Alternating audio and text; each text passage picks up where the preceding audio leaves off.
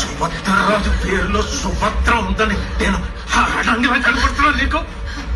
ముప్పారపోరు ఇంట్లో మోగుడం అంటే మువ్వంకాయ మోటం.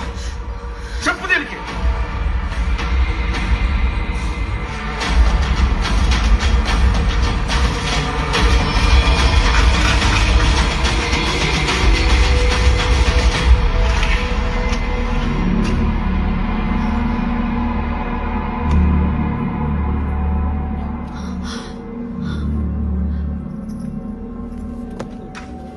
అజ్యం నాది.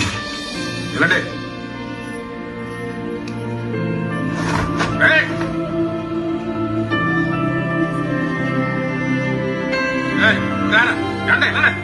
ఆగండి.